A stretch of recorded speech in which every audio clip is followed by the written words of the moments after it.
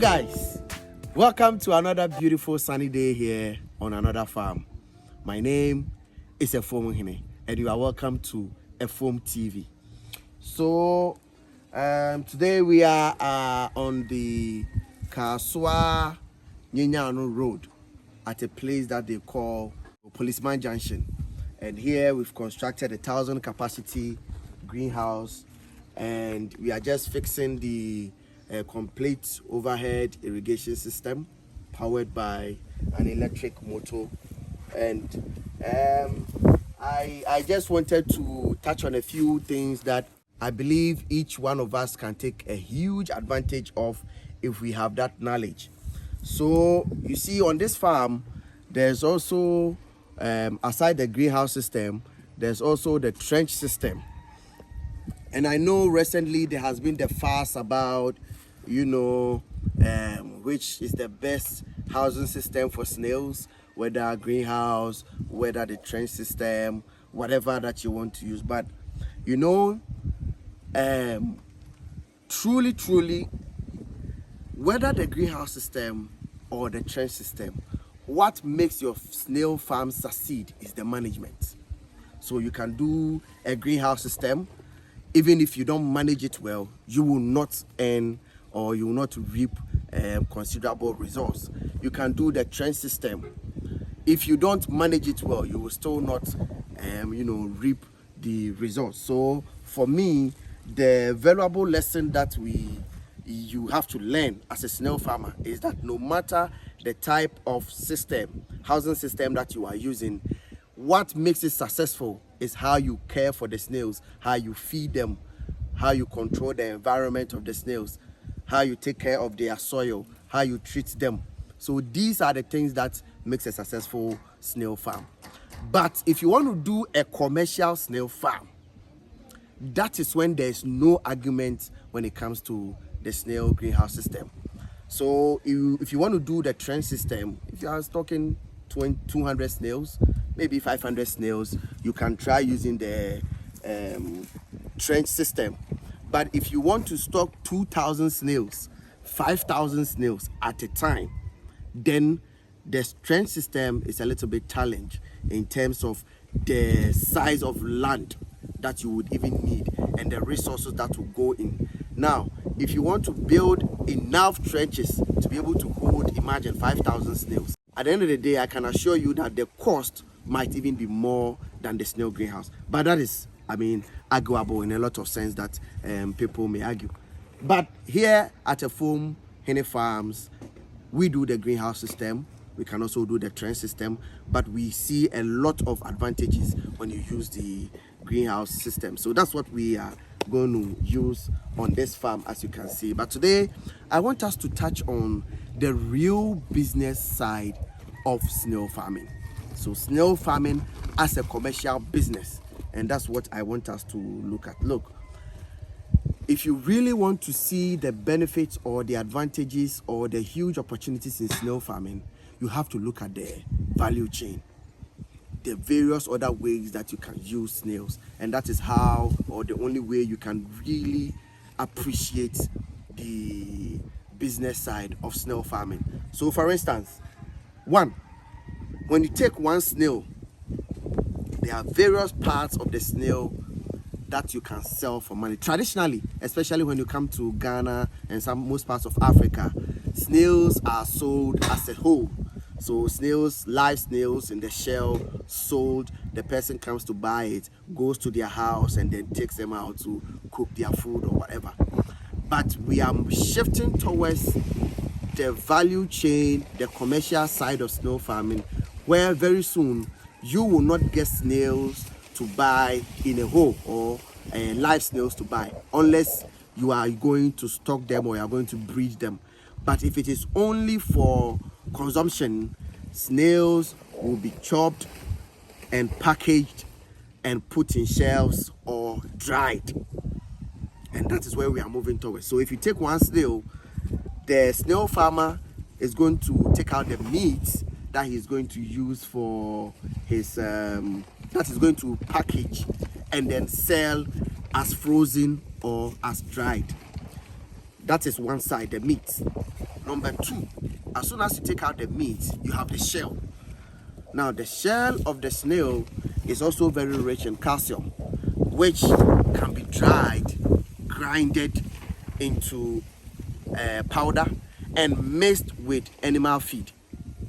So you can even mix it with the feed of the snail themselves, or you can mix with the feed of poultry. Any animal that needs calcium in their diet, you can use the shell of the snail that is grounded into powder to add to the feed of the animal. So we have two. Now the third one is what we call the blue blood.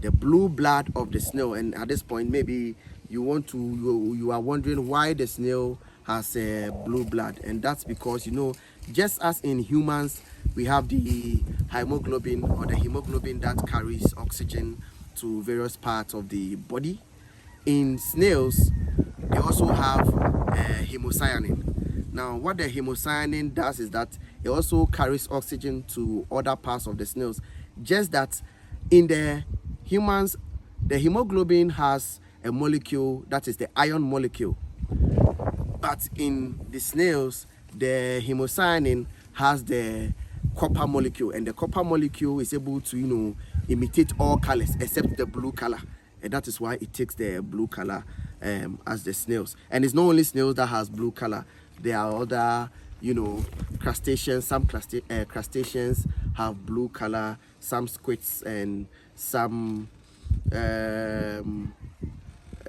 octopuses also have blue blood.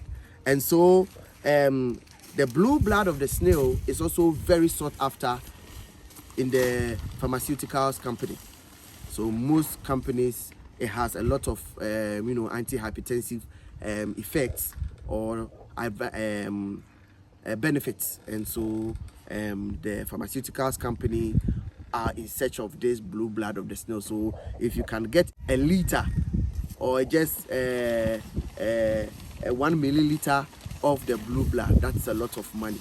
So you have the meat, the shell, and the blue blood in one snail. So if you're able to follow this value chain, and we are even moving towards the system where now I know for a fact people are bringing in machines that are going to extract the slime of the snail from time to time. And you know, the slime of the snail is also a very hot cake when it comes to the cosmetology industry. So those who do skincare products and stuff, they are also in search of the slime of the snail. So if you take one snail, you have the blue blood, you have the slime, you have the shell, and then you have the meat. So if you can follow through the value chain and you can extract the slime, you can take out the shells as a whole, and then take out the meat and package them, you can see you are getting money from each one of these parts. Now most people are also coming into the export of snails. Most people are now exporting snails to other parts of the world, Europe especially. When you go to France, most people are exporting snails to France. Now I know there's a huge snail industry in Poland and Belgium. So this snail industry, I think most of us here, we are sleeping on the snail industry or the snail farming in Ghana, in a lot of parts of Africa. And so I believe it's high time most of us we came to our senses and then realize that there's a lot that we can get even only in snail farming. So aside these parts, most people, aside the exports and the value chain addition, now you have people who are using snails in a lot of their dishes. Some restaurants have started it. Now there are some joints in Ghana that they are doing snail kebab. Now, you know, it takes a time for us in Africa to catch on to a whole lot of stuff. And I know when we started point and kill, catfish point and kill, it was quite slow. People were like, oh, it may not catch up like tilapia. And now, when you get to most parts of Ghana, catfish point and kill is a hot business. It's a hot business. I was in a Coupon last week, and I can tell you that, look, there's a lot of opportunities in agri business, especially in animal farming. So I really want a lot of people to get into the snail farming space, but this time around not only concerned about producing or growing snails, but looking at the value chain, bringing in machines, equipments that will help produce snails in large commercial quantities, and process snails, export snails, package them well, send them to the malls and the various shopping centers that we have, so that it becomes a common or home commodity that everybody can enjoy. Again, you don't even need to be a snail farmer before you can get into the snail agribusiness space. And that is very important to our young guys out there. This is what I want you to know. You don't need that capital to start up a snail farm before you can get into the snail farming space. And this is what I mean by what I'm saying. You can get a small amount of money and start to even retail snails. So you go and buy snail from the farm, and then you sell to the people who need it. Now, there are people who cannot go to the villages or to wherever they can get the snails to buy. But you can be that middleman who bridges the gap between the producer and the consumer.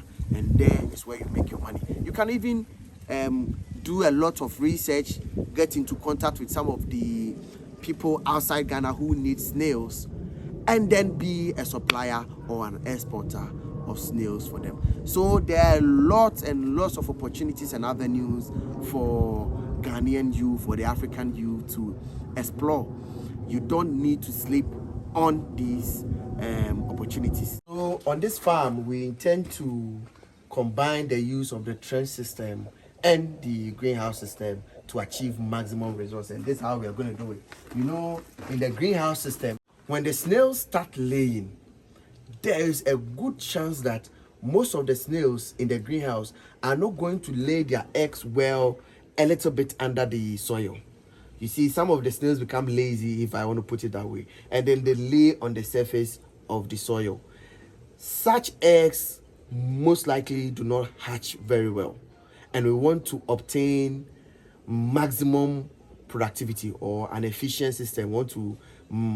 We want to run a very efficient system. So what we are going to do is that when they start laying and you get into the greenhouse, the eggs that are not laid properly in the greenhouse will be picked. Now you pick them with a spoon normally, without infecting them. You don't have to touch them with your hands so you don't infect the eggs. So we pick them with a spoon. Now then we come into our trench system, and this is where we are going to hatch the snails. So you see, we have these huge trench systems, 4 by 6 feet. And then this is where we are going to hatch the eggs of the snails. We have not started yet. When we start, we are going to see how productive that system is going to be. So there's a way that you can achieve efficiency when you combine the two. Now, if you want to use the greenhouse system alone, yes, you can use that and then use hatch your eggs. But here we want to maximize hatchability. So let's say if you use the greenhouse system, you have say 50%, 60% hatchability rate. But we want to ensure we have about 80 to 90% hatchability. And that's why we are going to combine the trench system and the greenhouse system for production. Now, if you decide to grab any of these opportunities, that is when, as a youth, you can really make some money off snail farming and the various forms of animal farming that you can engage in. So this is a Foam Hene. If today is your first time on this channel, this is a Foam TV where we bring you, quality information as to animal farming and what you can do to also earn a living in animal farming. Click on the subscribe button, share our videos, leave us a comment, and we'll be glad to get back to you. If you need one of these, you have our numbers on the screen. You can get in touch with us at Foam Hene Farms Limited, and then we can help. Maybe we can discuss how we can set up something like that for you. So see you again on one of our most educative and entertaining videos. We try to make farming as entertaining as we can. It should always not be boring and, you know, all doom and all gloomy. No, it can be happy, it can be, you know, joy, and it can be a thrill in farming. So see you again. Bye bye.